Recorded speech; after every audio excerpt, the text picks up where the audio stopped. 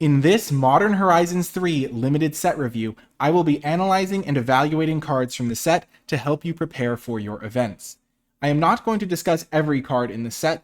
Instead, I will evaluate a sizable number of cards to help you learn how to approach the set yourself. This will be more useful and also a better use of everybody's time. Kicking things off with Waterlogged Teachings, which is part of an uncommon cycle, one for each of the color pairs. Waterlogged Teachings is 4 mana for a card that lets you search your library for an instant or a card with flash, reveal it and put it into your hand, then shuffle. Now, the reason I wanted to talk about this card, and specifically this cycle, is because they are lands on the front and dual lands on the back. And this is incredibly powerful. These cards are very high picks because they help you avoid what I call the unavoidable losses in Magic. The games where you have to mulligan because you don't have both your colors in your opening hand. The games where you draw 3 too many lands and lose the game as a result. And the games which everyone has felt where you don't draw enough lands and don't get to even really feel like you're playing a game of Magic. Now, Waterlogged Teachings might not be a powerful spell, but because it has this land option, it really does help solve this percentage of games, which is sometimes estimated to be around 30% of games where you just lose due to unavoidable circumstances. In the early game, you have a land that fixes your colors. That is excellent and just what you want. In the late game, you have something to spend your mana on that is going to have a powerful impact on the game once you have like 6 or 7 mana in play and don't need any more lands. You can even use these to splash colors or things of that nature. It's very flexible as an early pick because even if you could only play this in like a blue deck and you didn't care about black mana at all, it would still be a valuable effect to have. So it's a very flexible early pick as well because the hybrid mana means you can play it in your blue decks or your black decks or your blue-black decks and even use it to like splash colors or things like that. So this is a very powerful effect, and one of the sorts of cards that I think is going to be potentially underrated because it doesn't look like that powerful on the front and it's easy to underestimate how impactful it is to have this land on the back. Now, with this sort of card, there are 2 main types. There are the very marginal types like Waterlogged Teachings, which you wouldn't play the front half in your deck. Another example of this is Strength of the Harvest, which is, again, a very situational card that you should still take very highly because of the fact that it gives you a spell to cast or a dual land. And dual lands are already just pretty good to help your mana and make sure you don't get like color screwed or things like that. But Strength of the Harvest can also be a powerful spell on a board stall. Now, this is, again, a very marginal type of effect where you are generally going to be playing it as the land half. And so in those sorts of situations, you can oftentimes just be like, okay, I'm going to be playing my 17 land deck and then play this as instead of one of my lands. However, there's also powerful options like Stump Stomp, which is a straight up removal spell on the front half, which is very powerful. It's also a hybrid mana, as we already said, so this sort of card is very powerful and worth taking early because it fits into red decks or green decks, and it still has this land spell option. Oftentimes, though, you're going to be using this as a spell, and so if you are primarily casting it as the spell part of the card, you are going to want to instead treat it as one of your spell slots, because when you draw your Stump Stomp, you're often going to want to be able to have access to that spell, but it does still have that upside of if you draw a 2-land hand that has a Stump Stomp, you can make sure you don't miss land drops or things like that. So still a very powerful card, but you just have to think about it in a slightly different way when you're building your deck. Definitely still worth a very early pick because of the flexibility and also the power level of just casting this sort of effect. Another type of card, Drowner of Truth, is an expensive card, so when you have that much mana, you'll definitely want to cast the 7 mana version, but being able to play as a tap land early still counts. In this case, I think a lot of the time that Drowner of Truth can be viewed in the first category of cards that you can replace a land with, though because it's an expensive spell, having like an 18 land / Drowner of Truth can also be nice as well. So depending on what your deck's strategy is, will dictate this sort of card. It's kind of in between place, because if your deck wants to go to the late game like you're playing a control deck, then you might realistically expect to get to 7 mana. But even if you're playing an early game deck, even if you're just playing a green deck, I think that you'd want to put this card in your deck because the cost of a tap land is not that high, and the ability to just not flood out in the late game and have something relevant to do is incredibly powerful. So that's just these cards. There's one for every single color pair, the hybrid mana. I really do think they're worth taking early and are quite powerful as a result of their flexibility. Next up, we're going to be talking about some of the gold uncommons in the context of thinking about how archetypes play out in these more powerful sets. When you look at a card like Scurry of Gremlins, which is a 4-mana way to make a couple of 1/1s, then you get some energy equal to the number of creatures you control, and then you can pay 4 energy to give your creatures +1/+0 and haste until end of turn. This is the sort of card that in a normal limited set where there wasn't like anything crazy going on, it would be like fine. 4 mana for 2 1/1s isn't anything too spectacular. In these sorts of Modern Horizons sets, where the power level is amped up, it's juiced a little bit, you want to make sure that your cards have the ability to be very, very powerful. And this card can certainly do that. If you have, say, 8 energy, all of a sudden you're buffing your entire board, making a massive attack, things like that. You want to make sure that you, when you're building your decks though, that you aren't just putting a collection of cards together, because then you don't get to ever maximize cards like Scurry of Gremlins. You're just building a red-white deck. You can't really even put Scurry of Gremlins in your deck because 4 mana for 2 1/1s and maybe buffing your team occasionally isn't going to be worth it. So when you are evaluating these cards, I don't think Scurry of Gremlins is a very high pick until you're in red-white. And then if you're building a red-white deck that has a lot of synergy, then Scurry of Gremlins could be the perfect card for your deck. Because if you're building an energy aggro deck, then this is the perfect finisher. Once you've accumulated a bunch of energy, you play Scurry of Gremlins, buff your whole team, hit them for a bunch of damage. And these are the sorts of cards where I think that if you are approaching this sort of Modern Horizon set and the cards in the context of a normal limited environment, where you just kind of want to make sure your cards do the thing, you're more consistent with your cards, you're not necessarily trying to build a super focused archetype all the time. Usually in modern limited sets, you're building like, oh, I'm building an aggro deck, or sometimes you'll have, or a big control deck, or I'm trying to get to my late game bomb, or things like that. These sorts of cards, like Scurry of Gremlins, really incentivize you to build towards a very focused strategy, and Modern Horizons sets oftentimes have the cards to enable those strategies. One such card is Conduit Goblin, which is a common in this red-white deck, which comes into play, gives you 2 energy, and then also gives you a way to spend your energy.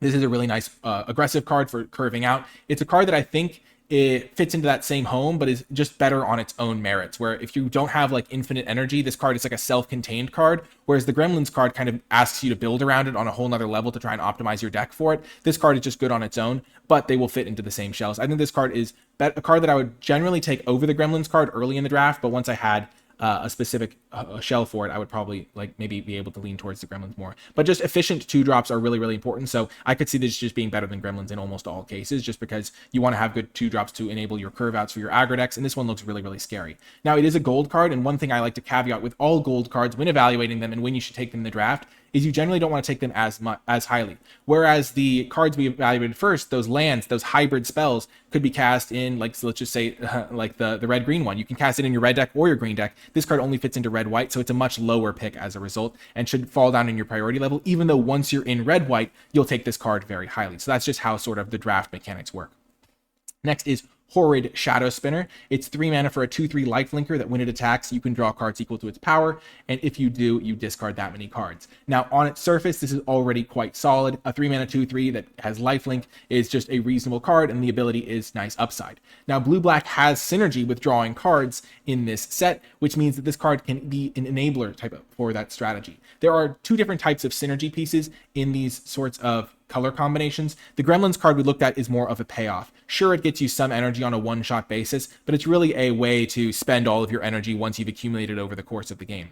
Horrid Shadow Spinner falls into the other category, which is it's an enabler. So this card draws you multiple cards in a turn, so that when you're playing a blue-black deck that cares about drawing cards, your Horrid Shadow Spinner is the key synergy piece that gets all of your other engines rolling. And these cards tend to be more important because it tends to be easier to get the cards that spend or use the effects that you're generating. The cards that care about you drawing cards, the cards that care about spending energy tend to be easier to acquire than the cards that enable them, which means I think Horrid Shadow Spinner is actually a card that I would take a little bit earlier than the sort of payoff Gremlin card in those sorts of situations. Similarly, how that Goblin that we looked at already, the 2-drop, generates you energy, and so that's like a generator card versus a spender card. This is a generator card, and this is the sort of thing that you should definitely prioritize, especially highly once you're in blue-black, and is a card that's powerful enough to be worth taking somewhat early. I think generally I don't like to take gold cards, but like first pick a lot of the time. But like once you get to like third pick, if you already have a blue card, Horrid Shadow Spinner seems like a really nice card.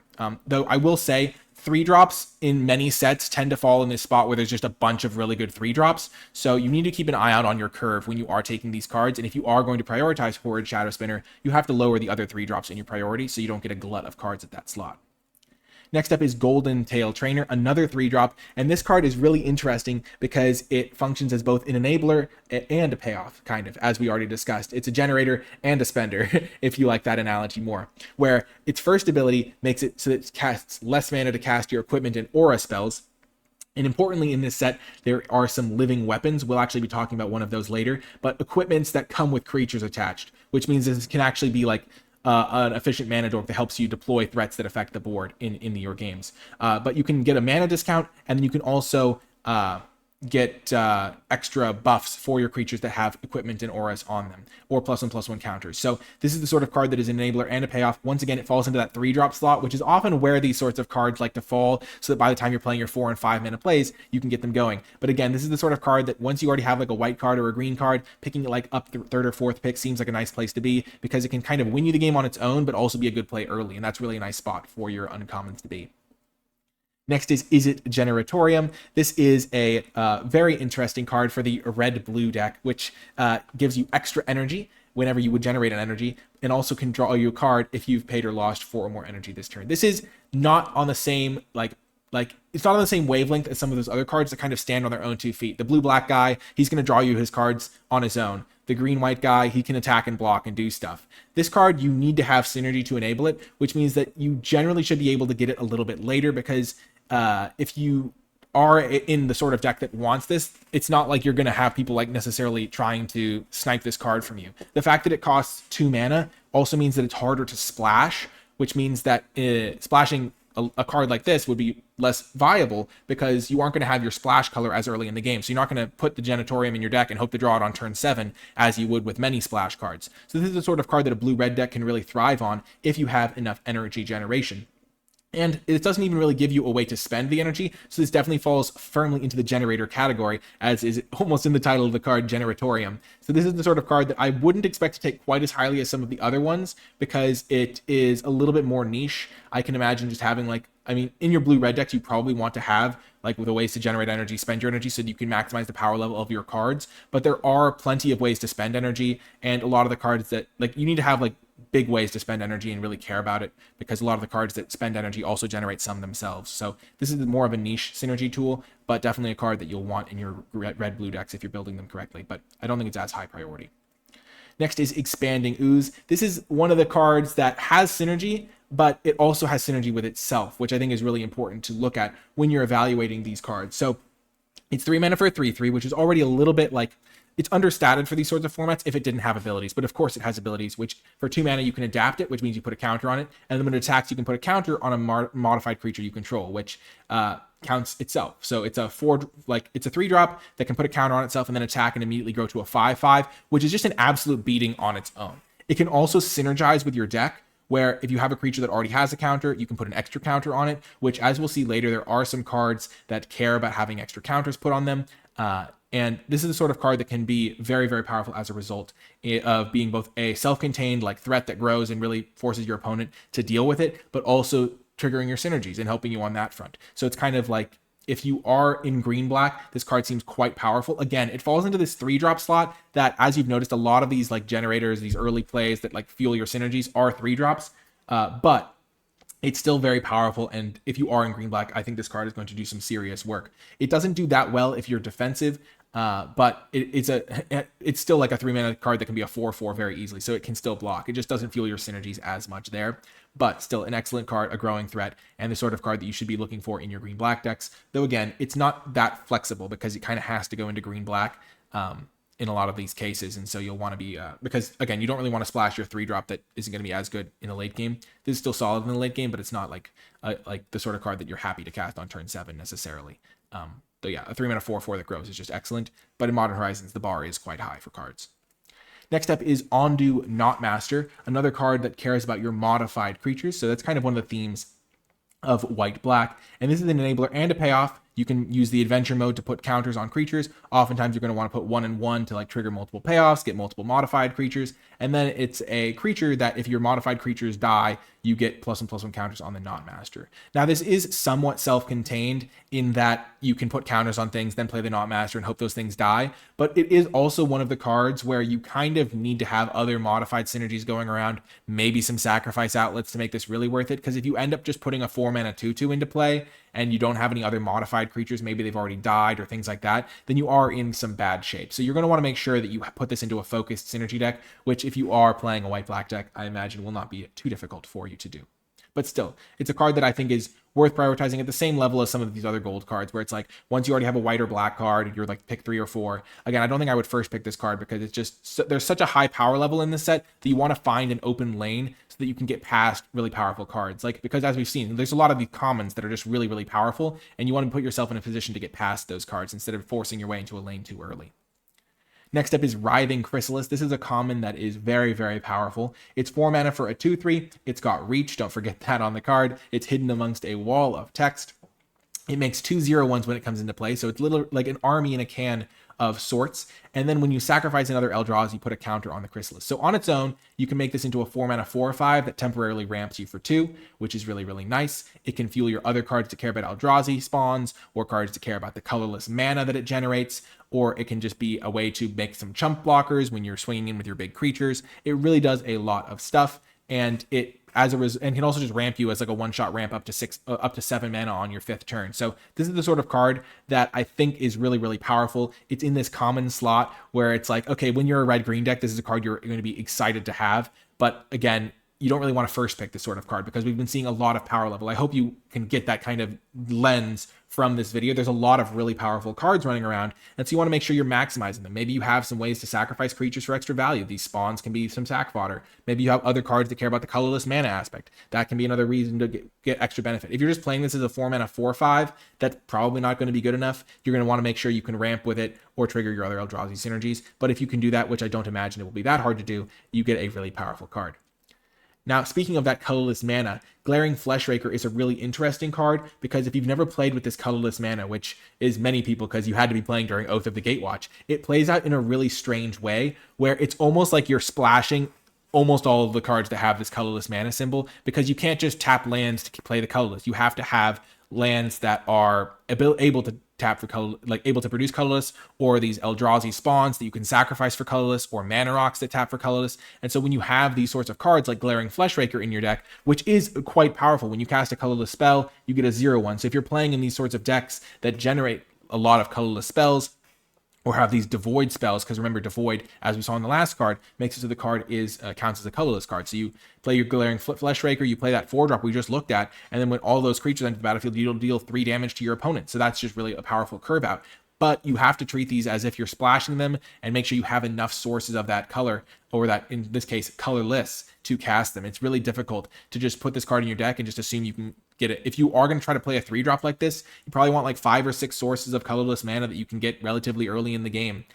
Ideally, more the merrier. And sometimes that means you're going to have to waste a draft pick on a snow-covered waste, or waste in quotes, because you need these to enable your other synergies. And if you're the one that has the wastes, then you can sometimes get paid off with powerful colorless cards that other players just simply can't cast. So keep that in mind when you are drafting, that if you are going to take the colorless cards, you have to take them and make sure you draft the lands around them, which I think makes all of the colorless cards a little bit worse than they would be otherwise, because you can't just take them early and know you can put them in your deck, which makes them almost akin to taking a multicolored card, because they're almost all kind of feel like they have to be splashed in some way. Moving on to some of the commons now. We've looked at the uncommons and some of the gold commons and gotten a sense for what the set's kind of power level is at the higher upper echelon of the uncommons, some of the powerful inflexible commons that you gain access to. So now we're looking at the commons. Dog Umbra is the best version of this effect that we've ever seen for pacifism. It can be a pacifism effect, but it can also be a like buff protection spell for your creature all in one and at instant speed. Dog Umbra is incredible, a card that I expect to be taking pretty highly just because of the flexibility. Sure, there are some decks that don't care about this effect as much, maybe sacrifice decks or things like that, but the fact that you can basically give your creature like indestructible for the turn, or you can trigger your aura synergies, as we already saw with that other card, or you can use this as a removal spell on your opponent's creature, means that this is really a nice addition to your decks and something you should be prioritizing. It's a really powerful version of this effect. Next is Mandibular Kite. This is the sort of card that when you look at it, you might think, wow, it's a 1-mana 1/1 flyer that eventually can start equipping later on. And that is what this card is.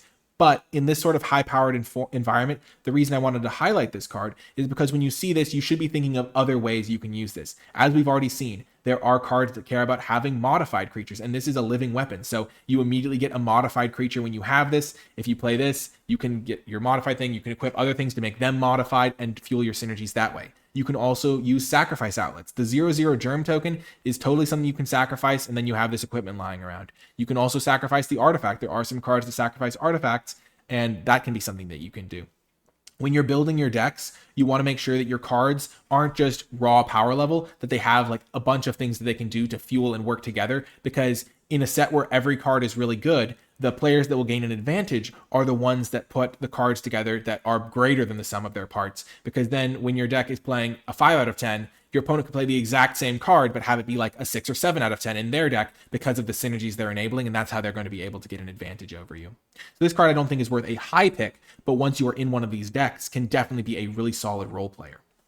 Next is Thraben Charm, and this is the card that I wanted to look at because I think it's a sort of example of a card that looks much better than it is, because in this sort of environment, we're going to see some very, very powerful removal spells, some very powerful interactive spells, some powerful cards to get you card advantage, and this is the sort of card that can be really like needlessly finicky in these sorts of environments. It's 2 mana to deal damage equal to twice the number of creatures you control the target creature. You can destroy target enchantment, and you can exile any number of target players' graveyards at instant speed. And in most sets, in fact, 2 mana to deal twice the number of creatures you control the target creature would just be a totally solid white card. But this is the sort of thing that you need to be wary of in this set, because one of the ways you lose a game is by your opponent like blowing out the spell. You try to kill their 6/6 and they kill one of your creatures, and all of a sudden it doesn't do what you want it to do. Or you just don't have a creature in play and you draw 2 copies of Thraben Charm and you're in trouble. Now this is definitely a playable card, but it's the sort of thing where it looks much better than it is because of all these modes that it has, when in reality you need to be a little bit careful and be like, okay,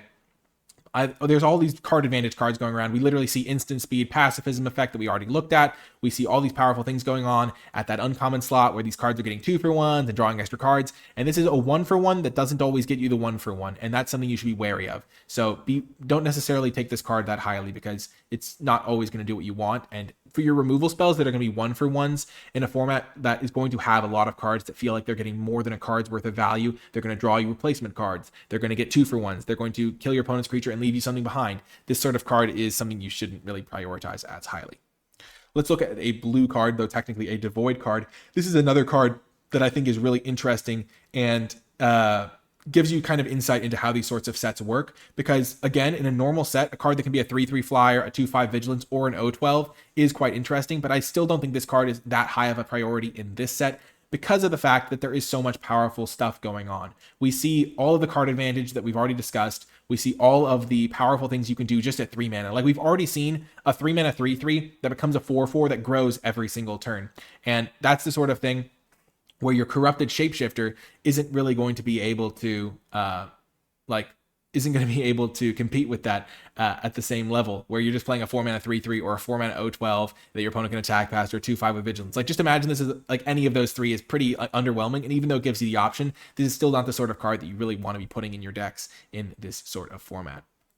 Next up, we have Petrifying Meddler. This card is really, really good, and I just want to talk about it because it is very reminiscent of a card from Kaldheim that was like slept on when it first came out, which is I can't believe I'm forgetting the name of it now, but it was Iceberg Strider or something. It was a 5 mana 4/4 that had this effect if you cast it with a snow mana, which is 5 mana, which is you cast it, you tap up to a creature, and you put a stun counter on it. This one even has reach, which is kind of funny to see on a blue creature, but I guess it's devoid and Eldrazi do weird things. But this sort of card is a really nice curve topper and is rock solid in this, even in this sort of high powered format, just because cards that were like the best commons in their normal limited formats tend to be at the very least solid in these sorts of formats. And so even though this is a 5-drop, it's going to probably overperform your expectations. This sort of card has done well in the past.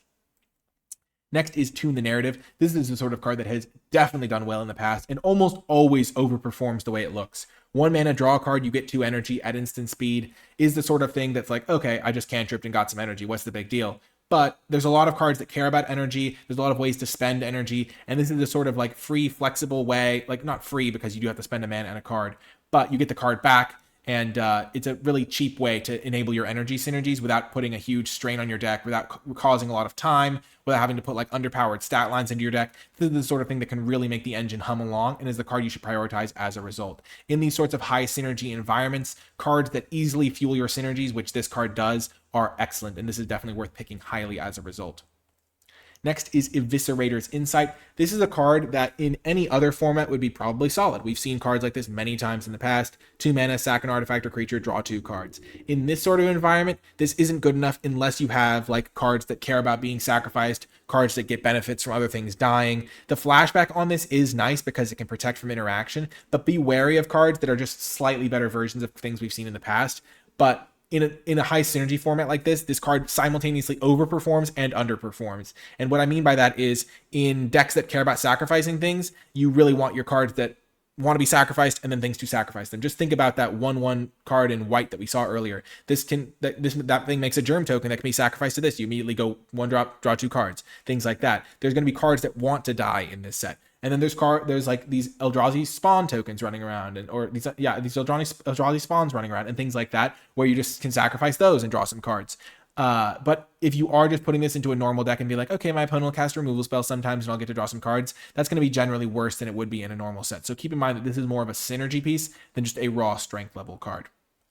Next up is Gravedigg, which is a classic play on the card Gravedigger, which is if you entwine this, you basically get a Gravedigger. Now, the thing about this card that is nice is that it gives you a 2-drop to play that's also good in the late game, which is still a powerful effect in these Modern Horizons sets. Having things to do early in the game means you don't fall behind against aggro, but having things to do late in the game means that you have like extra synergies and extra ways to get value. Now, the thing is this isn't like a 2-for-1 that's inherently synergistic. There are going to be ways to like fill your graveyard or get cards back or buy back your most powerful cards. But in the early turns, just getting a 2/2 zombie isn't going to be too inspiring, but it's still a nice little solid card, a card you can be happy to play. And the fact that you can just like in the late game, you don't even have to play the entwined mode. You can just like, if you really want to play your 5-drop on that turn, you can just buy it back with your Gravedigg, play it on the same turn if you have 7 mana, which is quite nice upside as well. So this is the sort of flexibility that you really like to see on your cards. Good early, good late is something you should be keeping an eye out for. And the fact that it's just one color means that these are the sorts of cards you can kind of put into your decks like almost no matter what your deck is doing and be pretty happy with. Next is Kami of Jealous Thirst. This is another one of those synergy cards, and this is on the payoff end of the spectrum, where a 3-mana 1/3 Death Touch is totally fine, but it's not spectacular in these sorts of sets. But 5 mana, each opponent loses 2 life and you gain 2 life is quite like not like a decent amount of upside in the late game. And the fact that you can do it for free if you've drawn 3 or more cards is really what pushes this card to being good. Just think back to that engine card we looked at earlier, the card that attacks and draws 2 cards and then you discard 2 cards. All of a sudden, you have that card in play, you have your Kami of Jealous Thirst, and you're just draining your opponent for 2 life every turn. What makes this card even better though is the fact that if you can somehow activate it for free on your turn and you have mana left on your opponent's turn, you can activate it on your opponent's turn as well, because it says activate only once each turn. So if you somehow activate it on your turn and your opponent's turn, you're just doing so much damage to your opponent. Though this card has this high upside, I think it's more of a synergy piece for that maybe blue-black deck. Maybe your deck is like a red-blue deck that draws a lot of cards or something like that. Make sure you have the ability to enable this card, because on its front value, even though in a normal limited set, this would just be totally solid. 3-mana 1/3 Death Touch. Cool ability for the late game. This is the sort of thing that can be like fall by the wayside in these like high synergy, high power level formats if you aren't enabling the ability to do it for free. Next up is Galvanic Discharge. This card is fantastic. Just really wanted to showcase the sorts of removal spells you should be looking for in this set at that common level. 1 mana, you can deal 3 damage to something or more if you have extra energy lying around. And this is where you just think about that blue card we looked at earlier, the 1 mana draw a card, get 2 energy. All of a sudden, you play that blue card, you filter through, you get some extra energy, and now your Galvanic Discharge can deal 5 damage to something. It's just mind-blowing the sorts of removal you get at common here. And it's really, really powerful, which means that you need to be evaluating your cards in the lens of, my opponent can Galvanic Discharge my card. I don't want to be putting just random like 1/3s in my deck that aren't doing anything to advance my game plan or be powerful in their own way. Like if we just think about the last card we talked about, the 3-mana 1/3 Death Toucher, you play that card and your opponent Galvanic Discharges it, you are so far behind. So in order to put those cards in your deck, like obviously getting Galvanic Discharge can put you behind no matter what you're doing. But if you are going to be putting cards in your deck, you want to make sure they have some upside so that you're not just putting a bunch of like miscellaneous cards in your deck that will then fall behind to these like tremendously good removal spells that they have access to. Next is Skoa Ember Mage. This is the sort of card that is not worth prioritizing because it's so expensive. Being a 6-drop in these sorts of environments carries a very high burden with it because there are so many powerful things to do and so many synergy pieces and engines you can set up that being a 6-drop inherently makes it harder to be part of a synergy engine because synergy pieces tend to like want to work together, and the fact that you can't cast this until the late game means that you aren't really building your engines until then. And this card just enters the battlefield, deals 4. Keep in mind it can burn players, so if you are building an aggressive deck, having one copy of this at the top end isn't necessarily a bad thing. The fact that it has the ability to like kind of chain together multiples shouldn't really trap you into putting tons of this card in your deck because you don't want to have too many 6-drops in your deck in the first place. Now, I'm sure somebody's going to have a highlight reel where they like discard 3 of these in a turn. They play Sko Ember Mage and then they like do a bunch of stuff and get rid of a bunch of them. But I don't think this card is really worth prioritizing, worth picking. And you can play one and like have it come into play, deal 4 damage to something. But even though that would be really good in a normal limited format, this one you can get a lot of engines rolling, a lot of value. And so just a 2-for-1 on your 6-drop isn't necessarily something to be too like afraid of or too like, oh my gosh, this card's so good. Which sometimes you see like, okay, this comes into play and kills something. That's generally a very good card, but not as much in this sort of environment. It's still like a card you can play, but not a high priority really.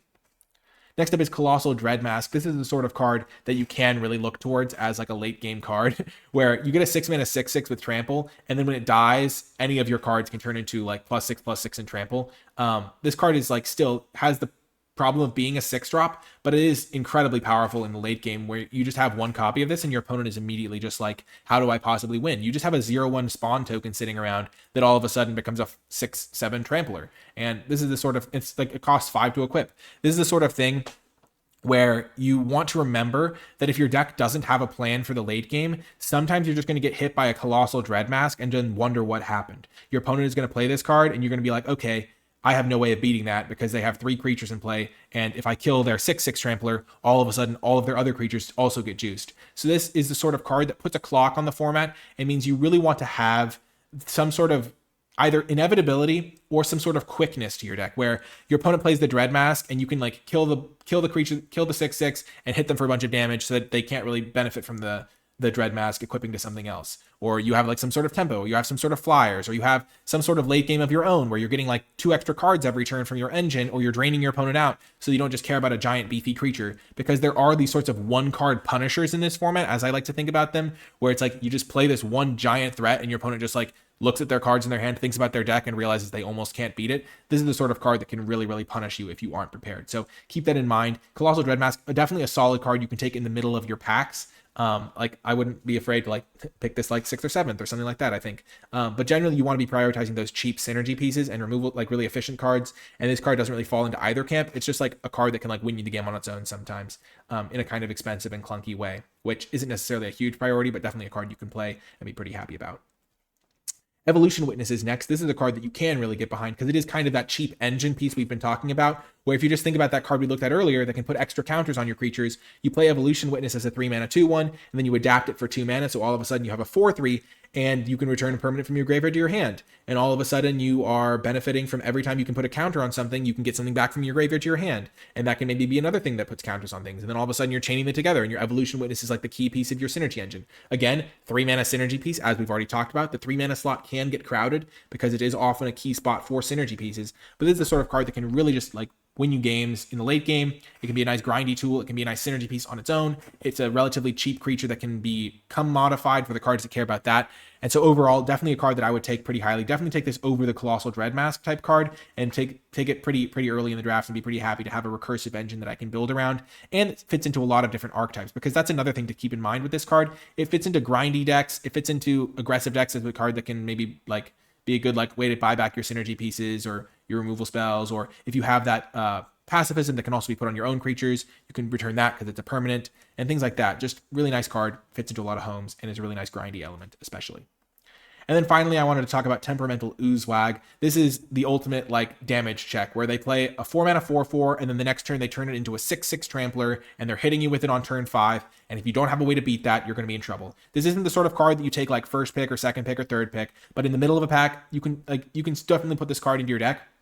And it's really just emblematic of the sorts of cards that are running around in this deck, in this format, because it doesn't jump off the page. It doesn't scream, oh my God, this card is unbelievable. It really just like, even though in a normal limited format, it would be like, oh my gosh, this card is like unreal. But this is the sort of thing where it's like, okay, my opponent is going to have some number of cards like Temperamental Oozewag, where I'm in trouble if they just like play a 4/4 and turn it into a 6/6 and hit me with it. I need to make sure my deck is robust enough, has good removal, or has some sort of synergy plan to be able to beat this sort of card, because if you lose to a solo Temperamental Oozewag, your deck is probably doing something a little bit wrong. And this even has the upside of being able to like fuel your modified synergies or work with your other cards pretty well. And so that's just something to keep in mind, is there are really just powerful cards running around across the format, and you need to make sure that your deck has something powerful going on too, so you don't just get soloed by giant creatures. And also, there are giant creatures running around, and you will have to be able to answer. Anyway, that is going to do it for this set review.